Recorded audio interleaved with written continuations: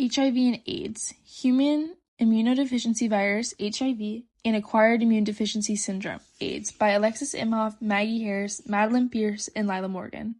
Disease introduction. HIV and AIDS are a virus. According to the Cambridge Dictionary, a virus is a microscopic infectious agent consisting of a nucleic acid, DNA or RNA, surrounded by a protein coat, the capsid. However, HIV and AIDS are a retrovirus. This is because HIV uses RNA as its genetic material and employs an enzyme called reverse transcriptase to convert its RNA into DNA, which is then integrated into the host cell's DNA. The prefix retro means backwards or reverse. This is an important thing to remember when thinking of HIV and its advanced stage AIDS. Human immunodeficiency virus, HIV. It is a virus that attacks the body's immune system, making it vulnerable to infections and diseases, and without treatment, it can lead to AIDS. Acquired immune deficiency syndrome, AIDS. AIDS is the most advanced stage of the HIV infection.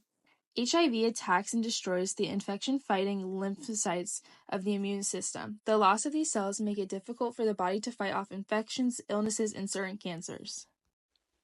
With different stages of HIV comes different symptoms. In the early stages, flu-like symptoms are very common. These include fever, chills, fatigue, swollen lymph nodes, commonly in the neck or the armpits, sore throat, mouth ulcers, nausea, and vomiting.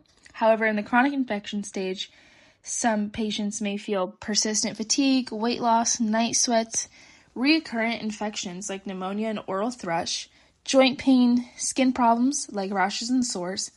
However, in the advanced stage of HIV, AIDS, one can observe severe weight loss, opportunistic infections like Kaposi's sarcoma or lymphoma, neurological problems like memory loss and dementia, chronic diarrhea, fever, mouth sores, and nausea and vomiting.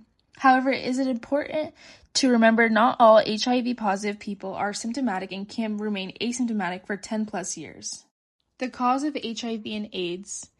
HIV is the pathogen that causes HIV infection, and if left untreated, it can lead to AIDS, as AIDS is the progression of HIV.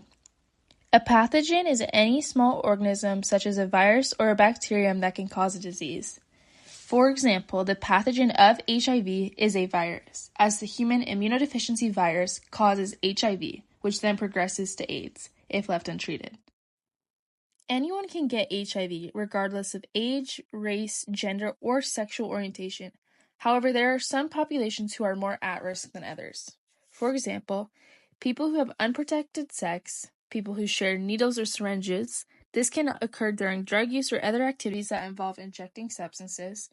People with other sexually transmitted infections, as STIs can actually increase the risk of an HIV transmission. Healthcare workers, accidental needle sticks, or exposure to infected blood can put healthcare workers at risk. People born to mothers with HIV. HIV can be transmitted from mother to child during pregnancy, childbirth, or even breastfeeding. There are two main strains of HIV. HIV-1. This is the most common type, which is responsible for 95% of HIV infections worldwide. And then HIV-2. This type is less common and primarily found in Western Africa. The demographic represents the different subtypes of HIV published by PBS in 2013. Even though there are only two strands of HIV, there are many different subtypes. Cases may be more abundant in certain areas like Western Africa because they may not have the resources to find treatment solutions, as the type of HIV is not universal across the globe and treatment plans are not generalizable. However, the population living with HIV or AIDS globally varies heavily. This is the 2023 model of how many residents in an area are HIV or AIDS positive, published by the World Health Organization. HIV is the most prevalent in the sub-Saharan Africa, where it accounts for over 2/3 of global cases. This is demonstrated by the heavy percentage represented by the key on the bottom. When it comes to the severity of the disease, HIV weakens the immune system, and without treatment, it can progress to AIDS, the most severe stage, where the body becomes vulnerable to opportunistic infections and cancers, leading to a significantly reduced lifespan. The World Health Organization, or otherwise known as WHO, is a specialized agency of the United States nation that is responsible for international public health. Approximately 35 million infected people have died from HIV and AIDS. Approximately 70 million people since 2017 are living with HIV or AIDS. Approximately 67% of these are within sub-Saharan Africa. Since 2017, approximately 1.8 million new cases have appeared worldwide. This chart presents data on the estimated number of people living with HIV and those receiving treatment from 2000 to 2017. Over this period, the number of people living with HIV increased from 28.9 million in 2000 to 36.9 million in 2017. Concurrently, the number of people receiving treatment rose significantly from 0.8 million to 21.7 million. As a result, the proportion of people living with HIV who were receiving treatment improved from 0.03 in 2000 to 0.59 in 2017, indicating better access to treatment over time.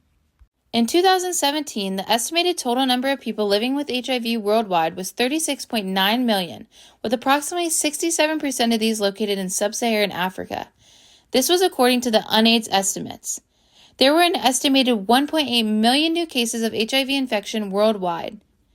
The estimated number of deaths from AIDS-related diseases worldwide in 2017 was 940,000 as estimated by UNAIDS. HIV is a slow virus, and after infection, there may not be any symptoms until years later. Some people who have the virus even appear not to develop any initial symptoms. Flu-like symptoms for several weeks after becoming infected are very prevalent. At this stage, a person is HIV positive and does not have AIDS.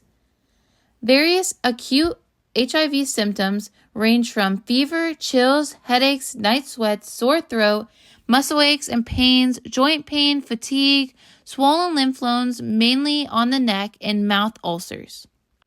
Certain opportunist infections may be more common in HIV/AIDS patients due to their compromised immune systems.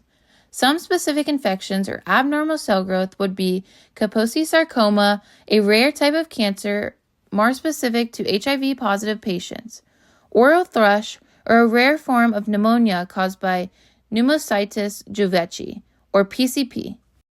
The basic biology. This slide shows the basic pathogen of HIV.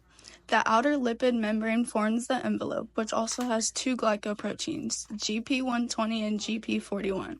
The protein core contains genetic material, RNA, and two enzymes, a protease and reverse transcriptase.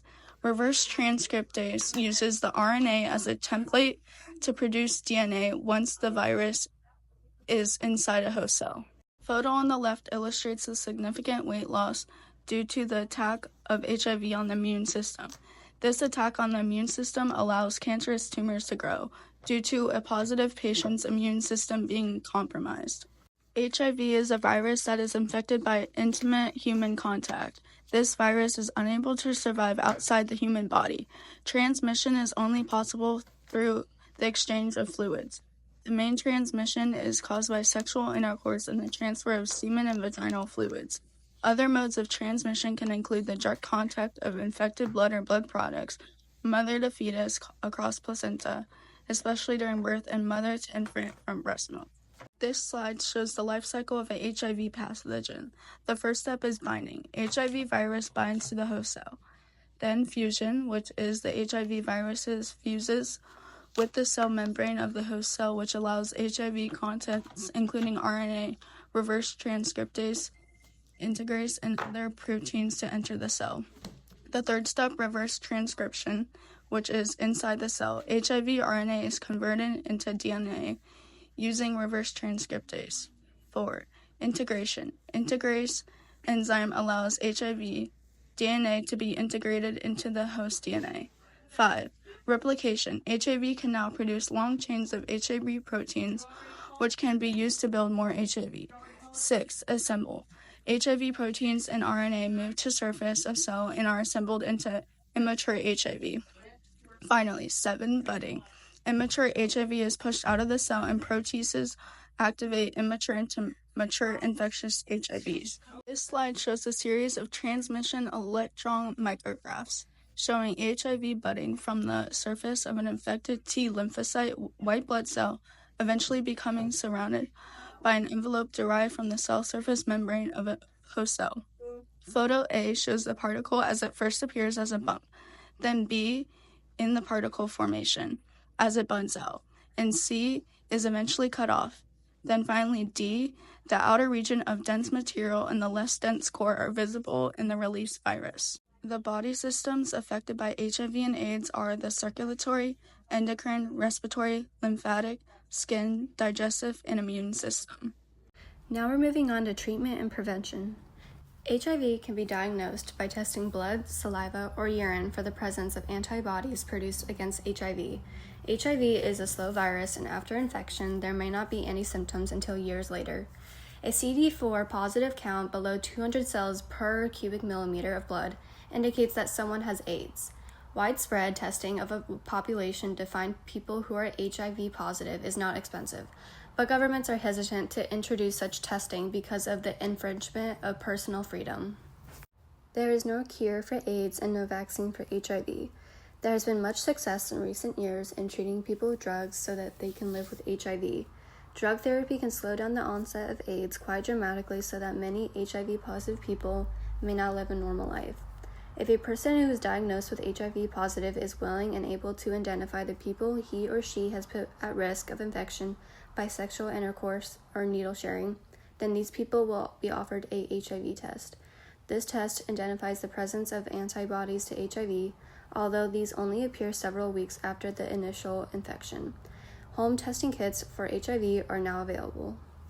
The drugs are expensive and have a variety of side effects ranging from the mild and temporary such as rashes, headaches, and diarrhea to the severe and permanent such as nerve damage and abnormal fat distribution. The drugs are similar to DNA nucleotides. Zidovudine is similar to the nucleotide that contains the base thymine. Zidovudine binds to the viral enzyme reverse transcriptase and blocks its action. This stops the replication of the viral genetic material and leads to an increase of some of the body's lymphocytes. A course of the combination therapy can be very complicated to follow. The pattern and timing of medication through the day must be strictly followed. People who are unable to keep this pattern can become open to strains of HIV that have developed resistance to the drugs. The virus's long latent stage means it can be transmitted by people who are HIV positive, but who show no symptoms of AIDS and do not know they are infected. People can be educated about the spread of the infection and encouraged to change their behavior so as to protect themselves and others. Condoms, femidons, and dental dams are the only effective methods of reducing the risk of infection during intercourse. Contact tracing is an important part of controlling the spread of HIV. Injecting drug users are advised to give up their habit, stop sharing needles, or take their drug in some other way. People who think they may have been exposed to the virus are strongly discouraged from donating blood. As a result, infection rates in these countries have slowed and the number of new cases reported each year has either decreased or remained the same year on year. It is estimated that the rate of HIV infection across the world decreased by 25% between 2001 and 2009, but only 18% between 2010 and 2017. The virus infects and destroys cells of the body's immune system so that their numbers gradually decrease. These cells, known as T helper lymphocytes, control the immune system's response to infection. When the numbers of these cells are low, the body is unable to defend itself against infection, so allowing a range of pathogens to cause a variety of opportunistic infections. The image on the right illustrates the role of T cells within an immune response, particularly in HIV and AIDS. It shows a T cell, highlighted as central response, ranging into two types, CD4 positive T helper cells and CD8 positive T killer cells. T helper cells assist in activating other immune cells, while T killer cells target and destroy infected cells. This diagram shows the importance of T cells in the body's defense against HIV and AIDS.